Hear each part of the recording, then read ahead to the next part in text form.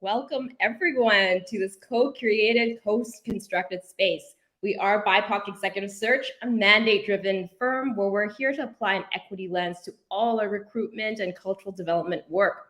Once a month, we produce live events just like this to offer you our professional advice with respect to professional development organization, curated with the BIPOC community in mind.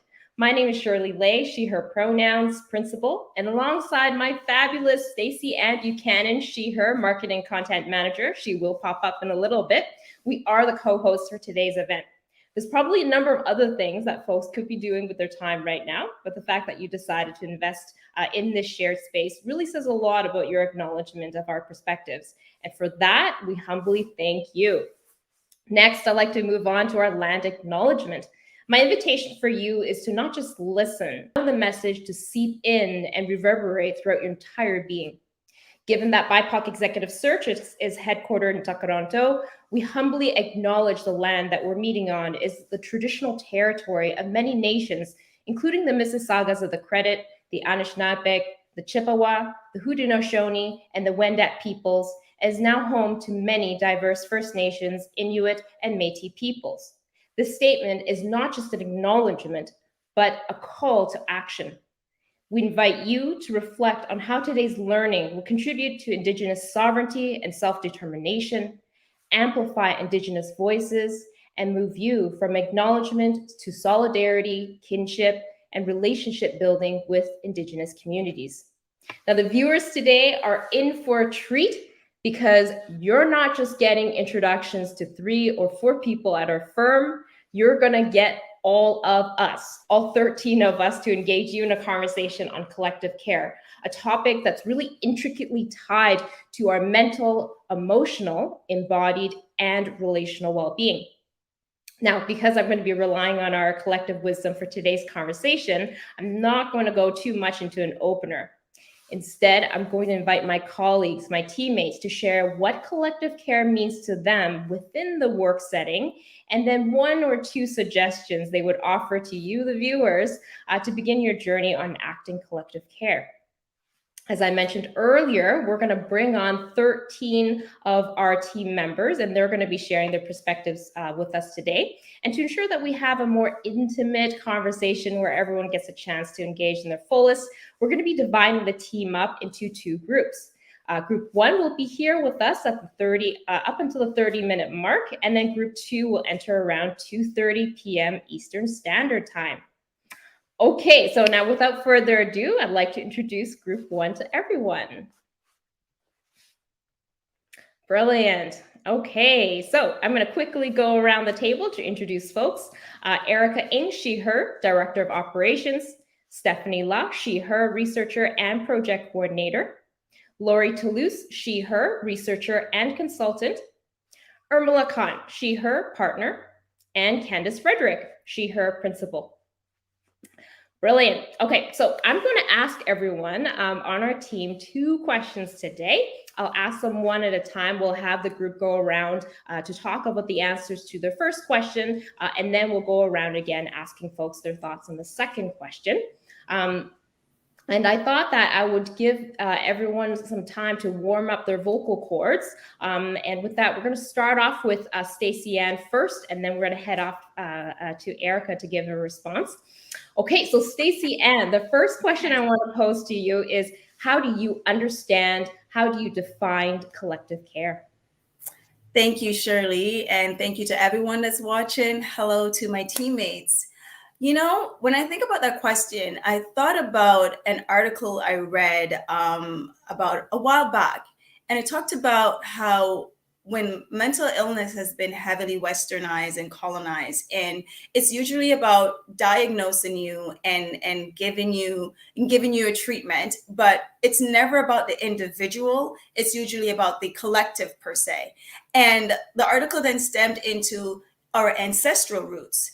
And whenever one person was struggling, the community will come together, the village will come together and help that person. Be it if I cook your dinner, if I take care of my kids, if we pray over you, if we do things to help you out, rather than the individual just seeking the treatment for themselves.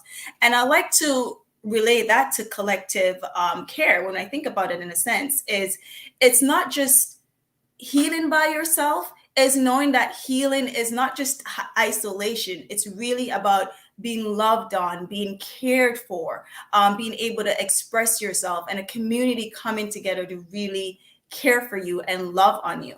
So that is my understanding of collective care. And I have to say that here at our firm, we show this wholeheartedly. So that's my take. Beautiful, Stacey. And I quoted you here, which is, healing is not done in isolation. That's beautiful. I love how you talk about oftentimes our Western notions of mental health is focused on the individual, but we're expanding now. We're deconstructing that. And we're saying that health and healing belongs within the community, belongs to all of us, and that we one another have responsibility to take care. Okay, excellent. Heading over to Erica. How do you define collective care? Thank you, Shirley. So how do I understand collective care? So collective care to me means fostering an environment where people feel safe because they're in an environment surrounded by people who truly care for them and their well-being. So although collective care is often talked about in the workplace, or at least in our workplace, I think it's important to note that collective care should be practiced in every environment that we're in, whether it be our homes, our friendship circles, or our day-to-day interactions with people. I think we should keep in mind that collective care doesn't stop with caring for people's well-being just at work or any specific environment or situation that we're in. It's truly caring for your peers' well-being like they're your family. And this includes caring for their mental and physical health, their personal lives, their goals, and so on. It's our everyday actions that demonstrate collective care, right? So not just the one or two nice things that we do for people every now and then. And we tend to care for or care more for people that are closest to us. And collective care is thinking of and caring for everyone in the same way that we do for a family. So that's my understanding of collective care. Ooh, thank you, Erica. Okay, so the piece that I love in terms of what you said there is that let's take a holistic definition of what collective care means, that it's beyond just the physical, it's a mental, emotional, everything. And also it's an everyday action. I love it. So it's not a one time you got it and then you never talk about it again. Brilliant. Okay, so I'm going to head over to Candace. And after that, I'm going to invite you to speak, Irmela. So Candace, before you begin, I want to just recognize your contributions in terms of introducing us to the term of collective care. I actually heard you say it within our firm first. And every time you say it, it hits me at the heart level, because I'm like, yes, I need to be reminded that it's not just about myself. It's not just about what can somebody else give me. It's really a relationship, a give and take kind of thing. So I wanted to publicly recognize your contributions here, and I would love for you to give our viewers a chance to understand how you define collective care. Thanks so much for that, Shirley. And I'll just say that, I've been thinking about collective care for a long time, and partly because self-care wasn't working on its own in work settings. And I was just finding that, I needed to shift my understanding, or I needed to think kind of broader. So just want to start there.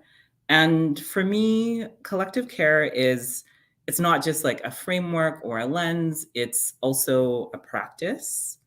And it complements self-care, I think, in a lot of ways, or it can.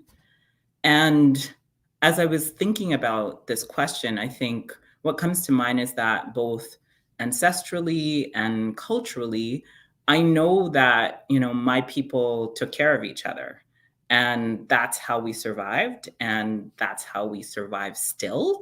And I think actually a lot of communities can say that. So I think what has to be included, at least for me, is engaging also in a practice of remembering and highlighting those lessons, while we think also about the differences. We're not all the same because of how we move through the world, but ultimately we all deserve care. And within a work setting specifically, I think one of the things that I love about how we practice collective care together is that we don't assume that we know what people need.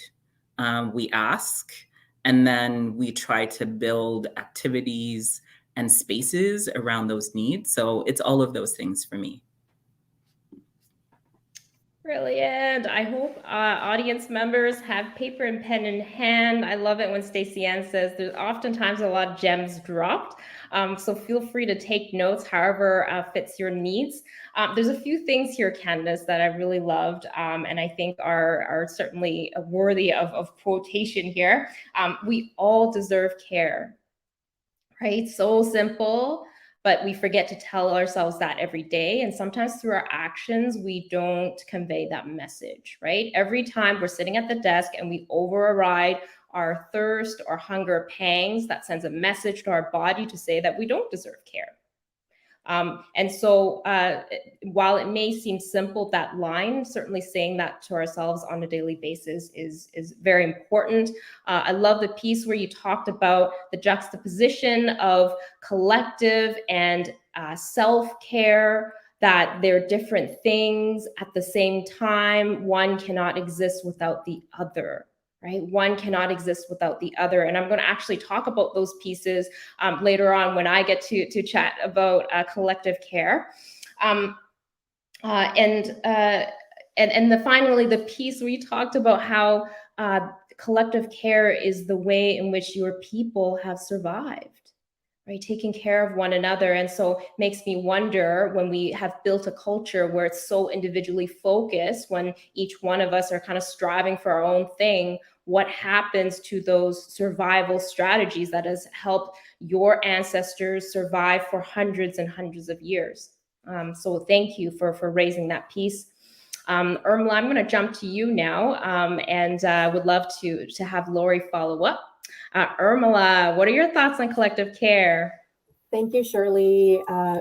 Really just feeling everyone's response. And can I just say that my heart is jumping out of my chest right now? And as that's happening, I'm thinking of the importance of listening to others' hearts, right? And to me, collective care is about recognizing that interdependence, that interconnectedness. I mean, when I look physically at the world, there's the life cycle, the water cycle, photosynthesis, and we're floating in this universe, and everything relates to each other, which is why we exist, right? And so outside of that physical, geographical sense, as people, as humans, we all have this need, to me personally, I feel, for love and belonging. And that same belonging that you wish to have is what the other person wishes to have. And how do we get that? How do we share that? It's expressions of love for me, really listening, pausing, realizing that it's not about striving for perfection, but rather striving for excellence as a whole, as a community.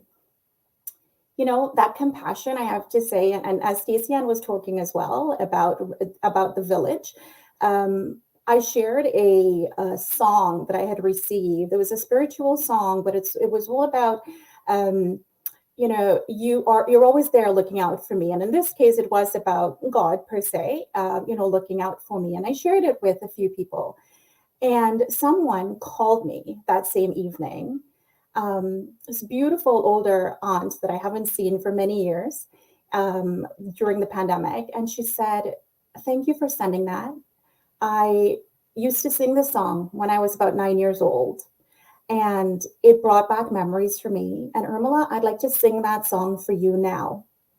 And I cried because in that moment, there was a connection. We give, do we receive, and do we really know just how to pause? And in that moment, I had to pause. I paused, right? Just by being present. And I think presence is what really connects us to earth and to people. At this firm, when I look at how Jason leads, Jason Murray, the fabulous Jason Murray, and all of you, and how we're connected with each other, recovering from a bout with COVID and Omicron, as we know, it's just going to go through the world totally. Recovering from that, and the way the messages that came through from Erica, from Stephanie, from Jason, it was about, we got you. But not just that, we're sending healing energy. And by the way, Irmela, it's not just for you, it's for your kids. Hearing that from somebody that I've met, year and a half, 2 years ago, feeling that through the emails, it makes me feel like I belong. And I feel at this firm, we have a place to really just be, again, Jason Murray and Erica and everyone else, how we connect from a financial aspect. Let's have a financial planner come in and talk. Let's have somebody come in and teach us how to be active. That kind of sincere care and community. Shirley, as you always say, we're all rooted in community. So to me, that's what collective care is.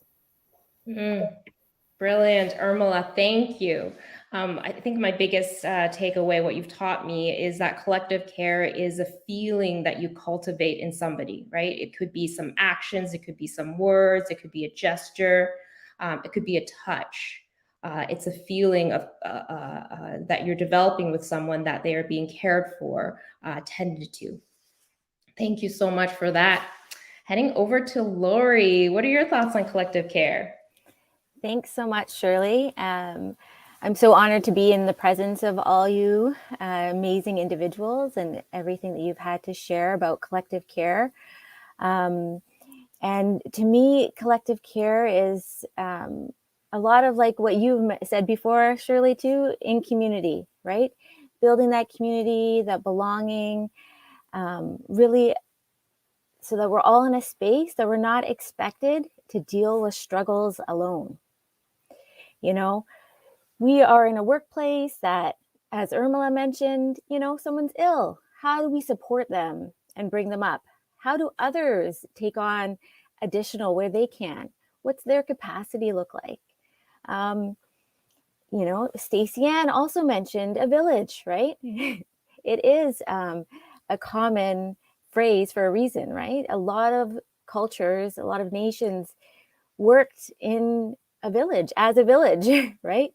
Bringing up children together, supporting one another in a work setting. That's also lifting each other up. So not that competitive nature. It's more about, I know the perfect person for this role, or, who could be really an asset to this project, all of those kinds of things, bringing people up, bringing them together, building community, right? So even if we think we're our own community or your family's separate, I think COVID really brought a new awareness to everyone, right? Like Candace had said, we can't do it in isolation, right? There's a lot of that, I think, that we can experience as a whole. How do we bring other people into that community? How are we supporting others, where we live? How do we think about everybody as a whole? And lifting everybody up together. And that's collective care to me. Oh, beautiful. Laura, you really gave me a sense that collective care is about thinking abundantly, that it's about bringing people in together, that we're going to bring more and more people in, and which is a piece that I think a lot of folks forget, that there's this tendency of, I'm the only one who can do this, right? I'm the only one who should bear this burden, or I'm the only one who has that skill set. But you're saying no, let's think more abundantly. Let's rally more people into this project of creating a sense of belongingness and inclusion. Okay, thank you, Lori. Stephanie, take it away.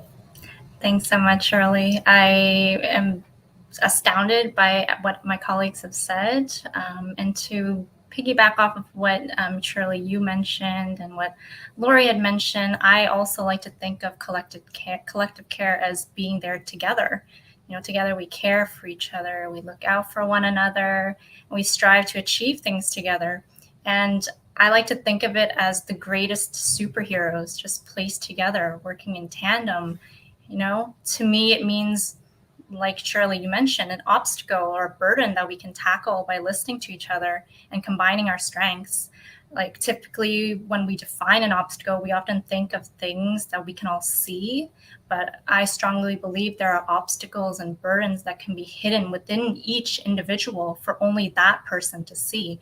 And I think they live in the shadows of our minds, right? So as a community, we can encourage an individual to bring that obstacle or burden to light and provide that superhero energy required to assist or be supportive. And sometimes even an underlying obstacle or burden just requires a nudge of attention, just needs to be spoken of, needs to be realized, validated, acknowledged, because sometimes that's really all a person needs to feel more at ease with themselves and to have a sense of being cared for, as opposed to bottling up their troubles and feeling burnt out from their emotions. Wow, brilliant. So when you feel cared for, you're able to bring the best parts of you out. And Stephanie, what you just said reminded me of a saying of, if you want to do things quickly, you do it on your own. But if you want to go further, right? If you want to have endurance, do it as a group. And I would say as human beings, it's our greatest defining feature, our ability to collaborate. And quoting Candace here, it's our survival strategy. It's our best survival strategy. Okay, so now that we've had a round of understanding people's perspectives on what collective care means to them, I'd like to invite everyone to give one suggestion or recommendation or advice to our viewers, something really tangible and concrete, right? It doesn't have to be lengthy. Here's this one small thing you can start doing right now, today, to start enacting collective care. Heading over to you first, Stacey Ann.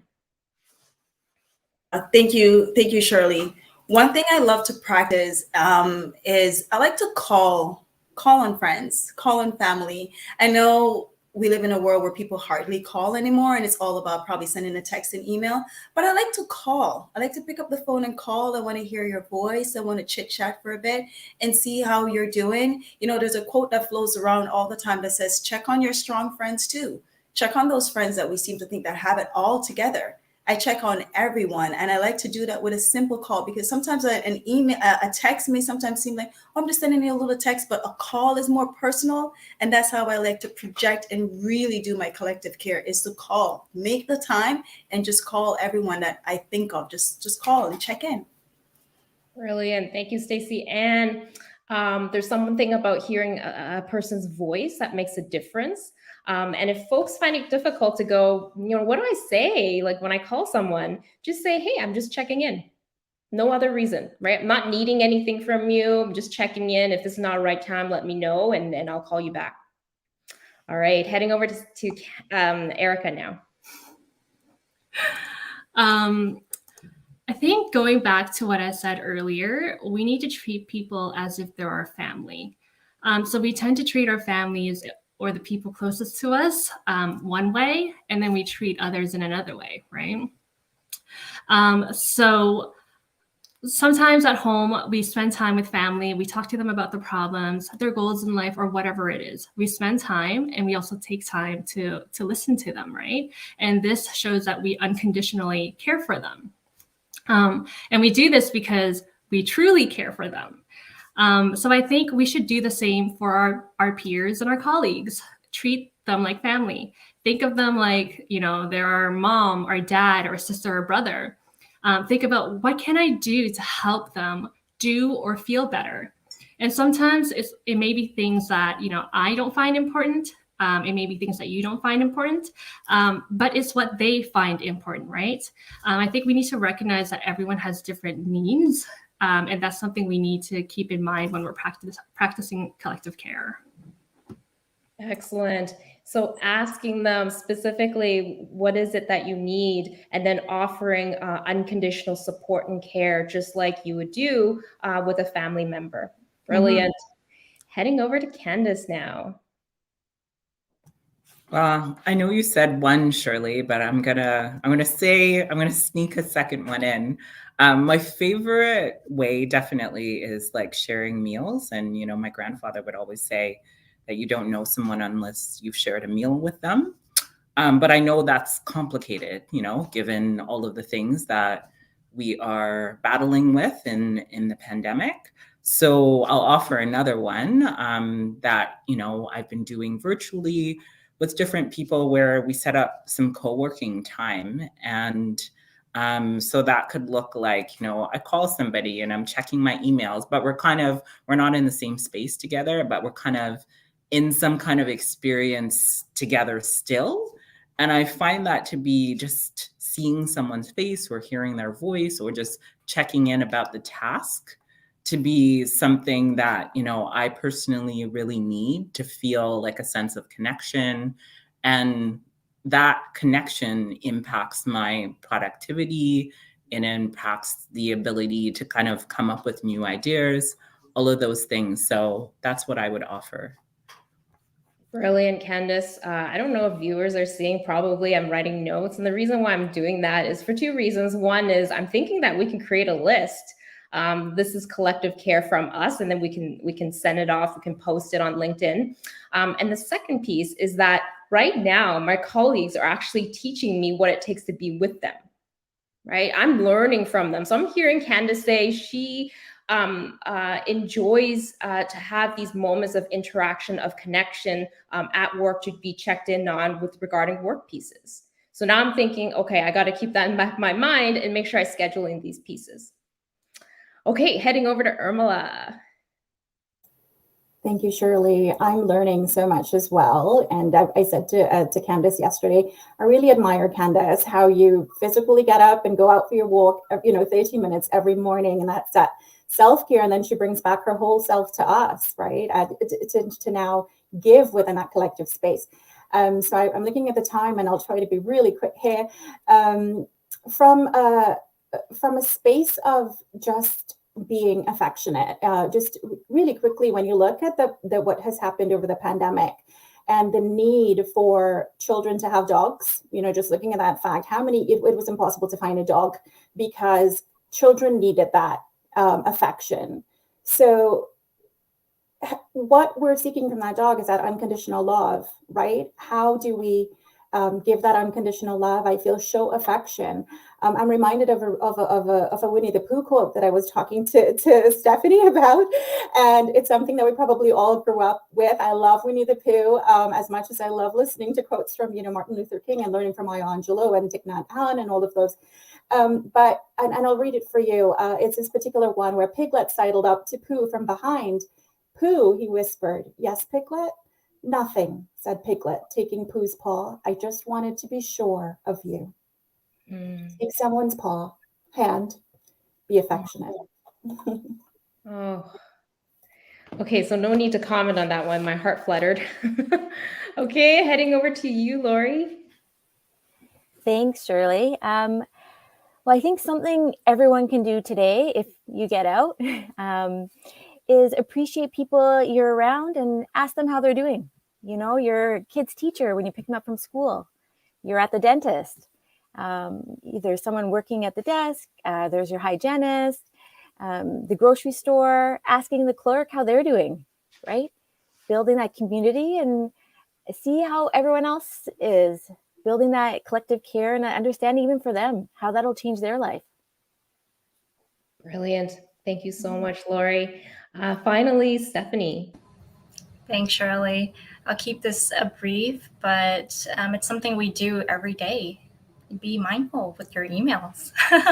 Emails are very ambiguous. Sometimes you don't know, how other people are feeling in the moment. Emails can make or break a person's day sometimes. A picture, a video is worth so many words and can convey so many different emotions and feelings. So even going out and saying, have a great day, hope this finds you well, something as simple as that can leave a huge impact on someone's day. And, even take it up a notch. There was a snowstorm last week in Toronto, and I took the time to tell everybody or ask them, oh, I hope you're okay in this weather that we're having.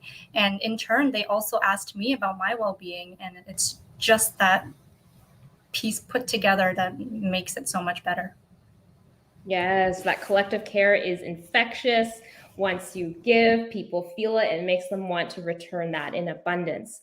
So thank you, group one. Thank you so much for your time and labor. I just want to applaud you for your contributions. You've all done enough. I invite you all to take your leave and to get some rest. And at this time, I'd like to invite group two to step on stage with me so I can tap into your collective wisdom. And as we wait for folks to come through, I'm going to be offering my perspectives on the two questions that I've posed to people. The first is, how do I understand collective care? And the second is a strategy or technique that I want to share with you all. So with regards to understanding collective care, there's two things that come to mind for me.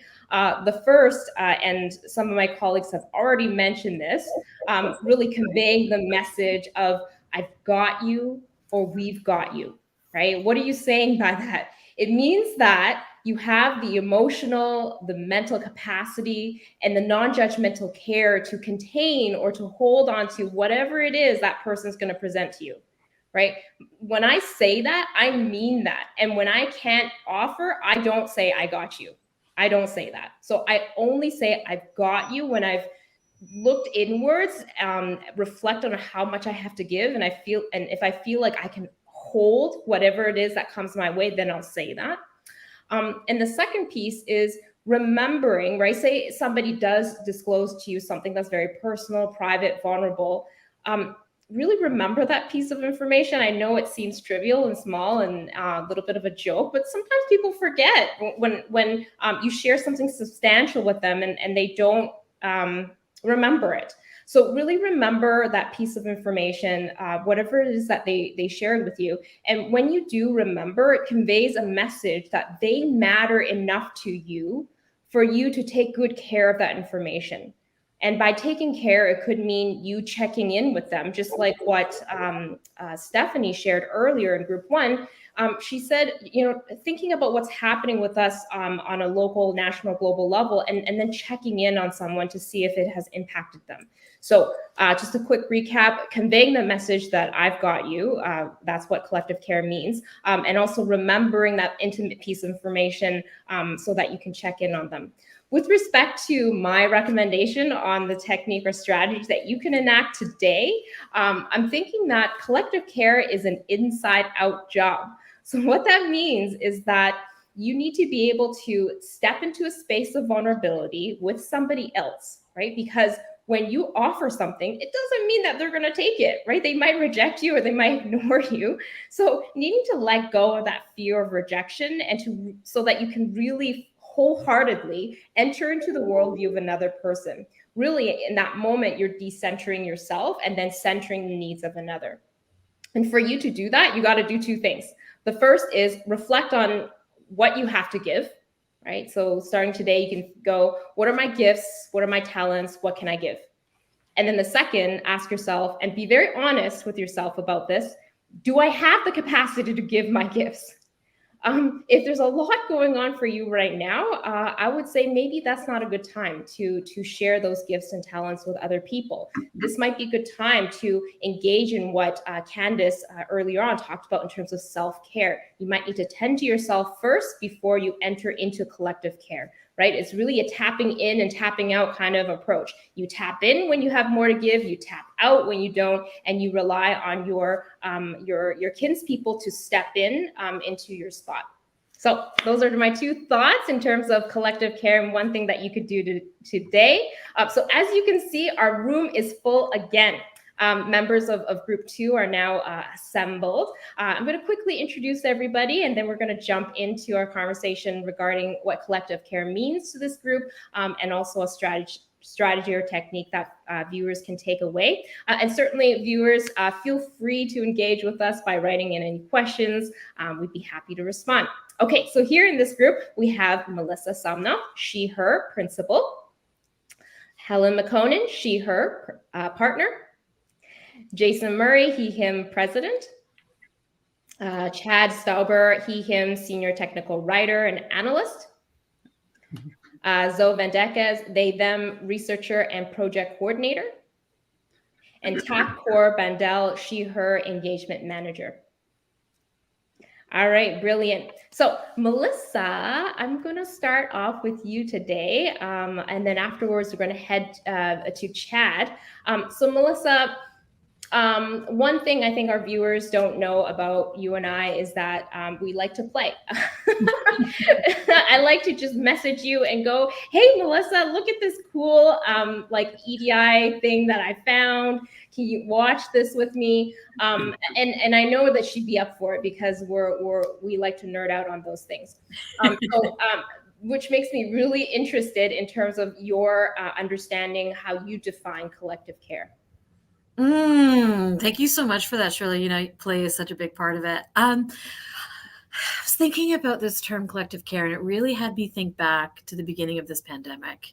There were 2 main things that came out for me when I was thinking about, okay, what were the things that I had to do? One was stay connected. I was so grateful for video technology like no other time, right? Staying connected. Who is my inner trust circle?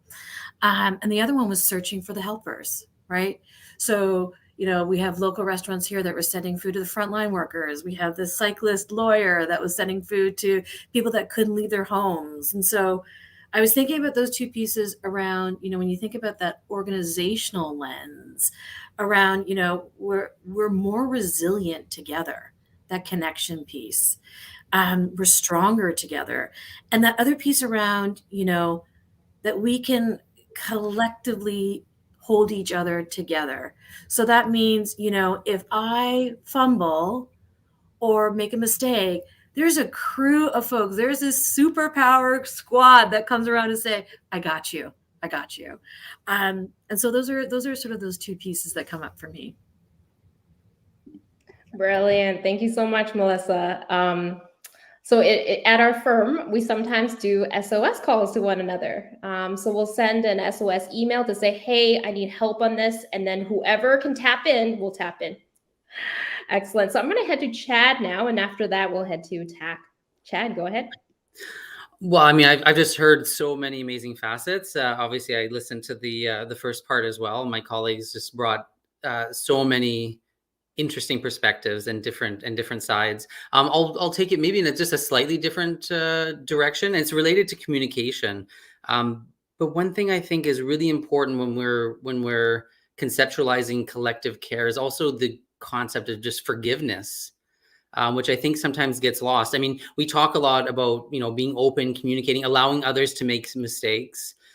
We ourselves, I mean, even in self-care, you know, I have to learn to forgive myself for things that I've done. It's part of a healing process as well. But we have to also learn, or perhaps sometimes relearn, to be forgiving of other people, to know that other people make mistakes the same as we make mistakes, to give people the benefit of the doubt. The way with self-care, we should try to give ourselves also the benefit of the doubt and know that hopefully at the end of the day, we're trying to approach things from a place of caring. So yeah, I would say, you know, one concept we should also think about carefully is forgiveness. Beautiful, Chad. I love how you give such a nuanced, such a personally meaningful definition of collective care, right? So this is a really good demonstration to the audience that you can have an umbrella understanding of collective care, and then we start to really go down to the nitty gritty, like what are the components of it? So absolutely, thank you for that forgiveness piece. Tak, I would love to engage with you in this conversation, and after that, we'll head to Zoe. Yeah, thanks so much, Shirley. And I just want to take the time to say thank you to Shirley and Stacey Ann for creating this space and facilitating it. And to all of my colleagues for just being amazing, being yourselves and sharing so vulnerably in this moment. So in terms of what I see as collective care, my background is in evolutionary biology. So I'm a huge nerd about how we sort of evolve as a species and understanding multiple worldviews on this. And I've noticed that in the pandemic and as we move forward as a humanity and like Earth in writ large, that a lot of species that operated competitively are actually starting to die out. And the species that work in collaboration with each other are really thriving. And I have to credit Adrienne Maree Brown and her work on emergent strategy, giving the examples of like mycelium and mushrooms, which are like the largest network of one giant organism that works together, and oak trees that can withstand hurricanes because they link their roots together in the ground.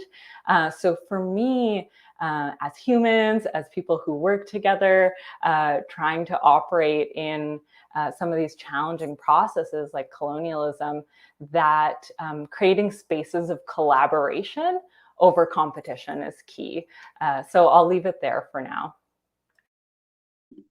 Thank you so much, Tak. Okay, so Tak's recommendation is so good that I'm going to double down on it and tell folks this is Emergent Strategies by Adrienne Maree Brown. I'm going to quote Tak here: "Species in collaboration survive." Thank you. Okay, heading over to Zoe. Following up on that one is tough. Tak, that was incredible. Thank you so much for sharing all that information, and both Stacey Ann and Shirley for creating space for us today.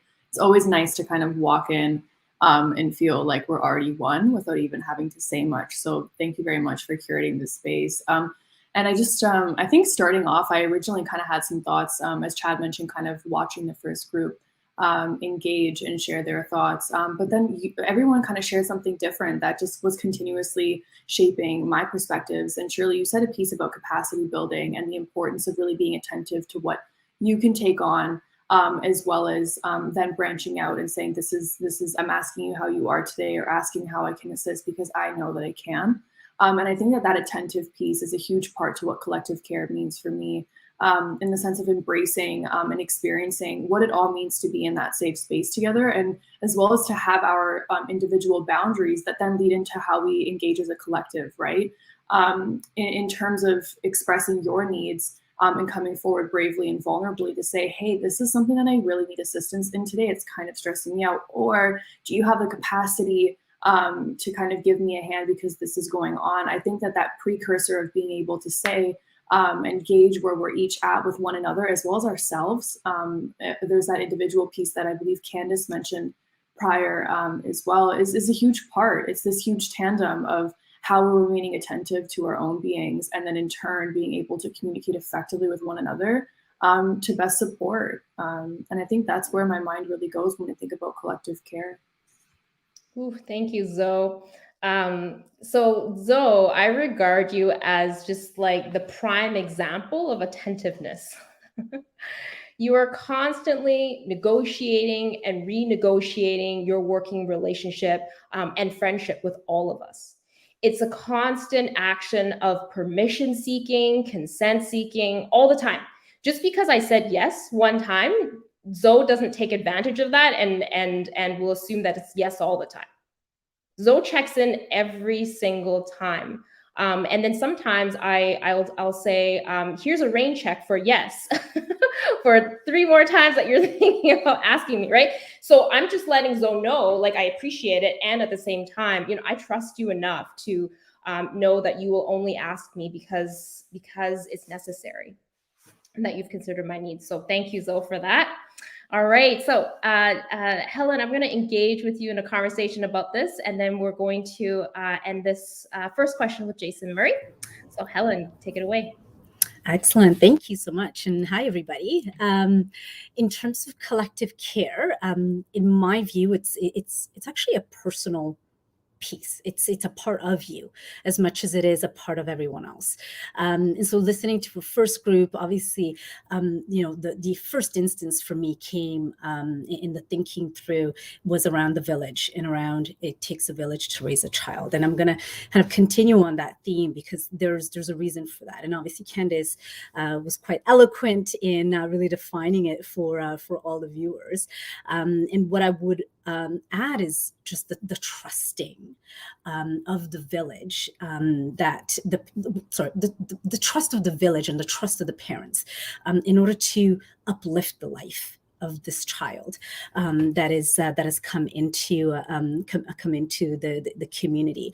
The village being entrusted with this responsibility, and it's a shared responsibility, will gain more of an understanding of the limits of the parents, the limits of the child, the limits of themselves. So again, that piece around the capacity comes in again in terms of the way that I define it, and also understanding the doubts, the frustrations, what brings joy, what brings happiness, and also what centers all of the individuals that are involved in this new life.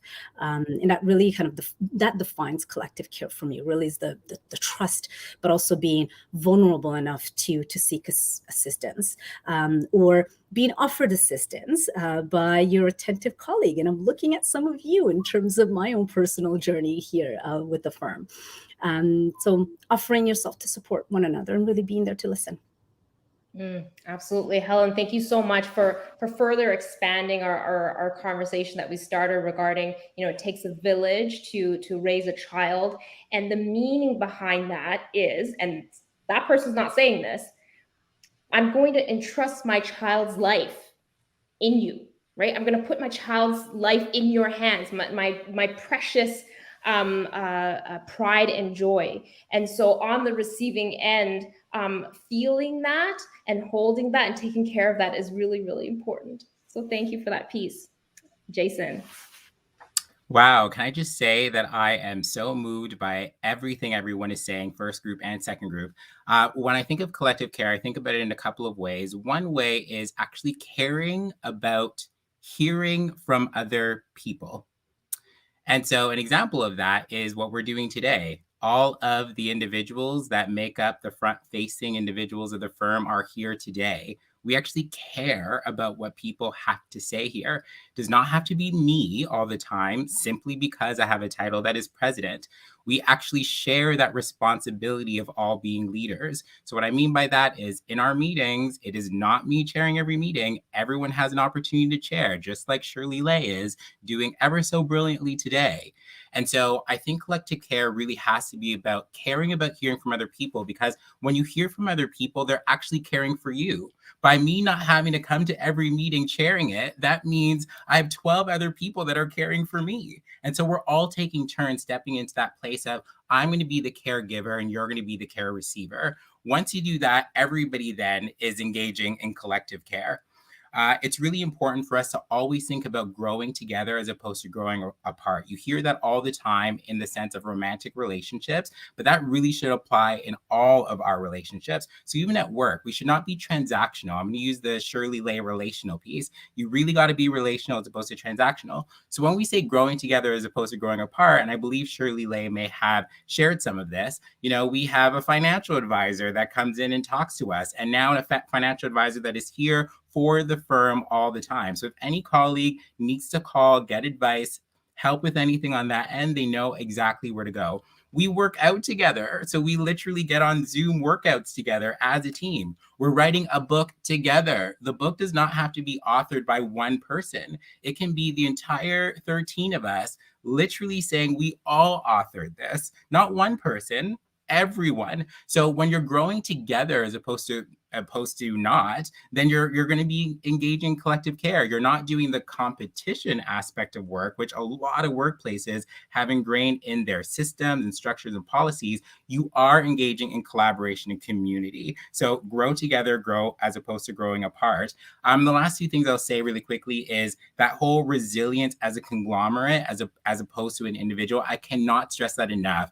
Work is hard. Life is hard. You got to feel like you don't have to be resilient on your own. And so when people say, if there's an SOS moment, we're going to be resilient together. We're not going to let you fall. If you have a cut, we are the antibodies coming to help with the scab.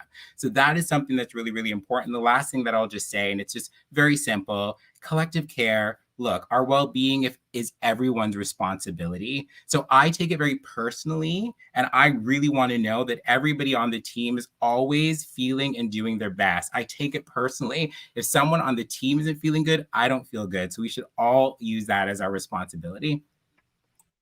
Thank you so much, Jason.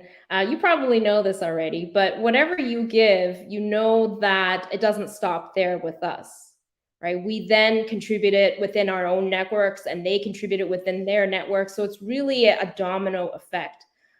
So thank you for that brilliant leadership. We have about 8 minutes or so we're going to go around one more time. If you can offer the audience, the viewers, one strategy in terms of how they can enact collective care, something that they can take away, start doing at this very moment, that would be great. Starting off with you, Melissa. Thanks so much. I'm in awe of my colleagues. I know I'm in the right place because of how I'm feeling. I'll tell you that much. In terms of strategy, I do think that it starts with mindset. And what I mean by mindset is, in some of the traditional places I've been in, it was about perfection. It absolutely was about competition, right? And moving from that space took some unlearning. It took some unlearning in terms of, oftentimes us folks that are on the margins have had to strive for that perfectionism, right? In order to be seen as equal. And so moving from that mindset, I would say would be a good place to start. So it's progress over perfection. It's an iterative approach. We're beta prototyping. We're getting feedback. We're going to be in community with folks about that. That would be sort of the one piece of advice that I'd share. Brilliant. Progress over perfection. Excellent. Heading over to Chad. Well, yes, I'm definitely in awe regarding everyone's questions. These are brilliant. Oh, sorry, everyone's answers. Let's see here. So I will give maybe a quick, I'll go back to what I said about forgiveness, and I'll say basically, in the spirit of forgiveness, when you approach people, when you're interacting in community, practice being meek and humble if you can, with your colleagues, with your friends, with your family. Don't be self-righteous. Don't think you always have the answers. Be ready to, practice that meekness so that you can forgive, so that you can recognize weakness in other people, weakness in yourself, so that you can come to that kind of compromise. I'd say that. Excellent. So practice humility, practice it really hard. Always be a student of somebody else's life. Brilliant. Tak, heading over to you. Yeah, thank you all so much for your comments. For me, it would be quite practical, which is to take all the rest possible. So use our vacation days, sign off on those days, take a sick day if we need it.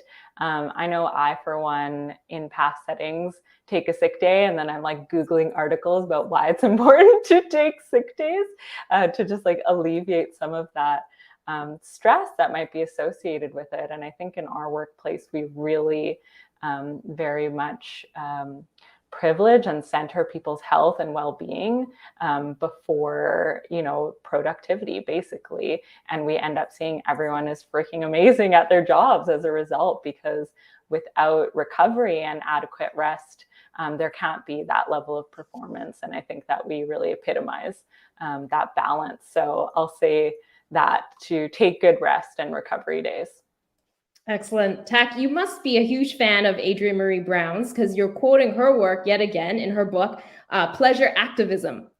How do you derive pleasure from activism, and she interviewed a whole bunch of people, and some folks said restoration, protest by resting. So thank you so much for sharing with us that piece. Heading over to you, Zoe. Yeah, for sure.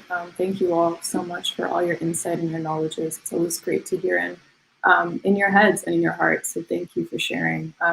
In terms of what I would share as a tip, I think that it would mainly surround listening. And what I mean by that is to truly listen and repeat back what you're hearing, and engage in that communication. That really means that I don't just hear you, I understand you. And we're in this conversation together. It's not just a soundboard. It can be if you need it to be, but we can also engage in this conversation to be able to learn more about each other and understand where we're both at. And this is portrayed obviously just in normal conversation, day to day, going outside with our loved ones, but widely as well through email. And I want to quote Steph, who was in the first group, who mentioned that emails are ambiguous, and emails are such a huge way that we talk every day. And there is so much importance, and I'm so grateful that Steph brought it up, in how you communicate in your email, that you take a moment to greet folks, that you take a moment to really say that you heard what they said in their last email, as well as follow up with, thank you so much for your care and effort in this process. And I think that is so valuable, and it's really grateful to communicate with you all on a team where you all do that. And then in turn, the folks that we work with, externally from our organization, do that as well. It's so refreshing to feel like that's something that's reciprocated when we take care of how we listen and how we communicate. So that's what I would say. Thank you, Zoe. You always end your emails with sending care. And I always take time to read it. Although it's only 2 words, I take the time to read it and let it sink in on a gut level. Thank you. Helen, over to you. Yeah, thank you, and thank you all for your wisdom and insights. There a lot has been shared over these last 2, well, with everyone here on the panel, and I had a list of things to offer and to talk about, but what I would say to kind of simplify and summarize it is just be present, just be here. Because if you are here, then you are listening. If you are here, then you know when you're resting. If you're here, or when you need the rest. If you're here, et cetera, with, and you can kind of fill in the blanks with all of the other tips that my esteemed colleagues have shared. Thank you. Be present. Oof, those words have weight. Ending off with you, Jason. For anyone who's in a leadership role, share the microphone. People will hear me oftentimes saying, share the mic, share the mic, share the mic. Like I said earlier, you do not always have to be care provider. You can be care receiver.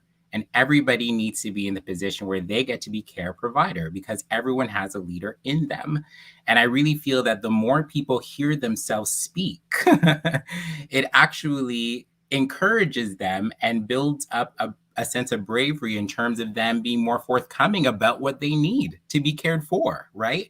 So share the mic, share the mic, share the mic. Find every opportunity to not always be the person speaking, and just really think about the growing together, growing together, growing together. You can think of a million ways to say, how can I make sure that myself and the team that I get to work with are growing together? That will make you feel collective care. And maybe the last thing that I'll say is that, let's make sure that we are not making people feel bad for making mistakes, because that can actually just diminish the way people feel right away. If it's not something you're going to be thinking about 5 years from now, then it's probably not a big deal, right? So that's probably the last thing that I would offer.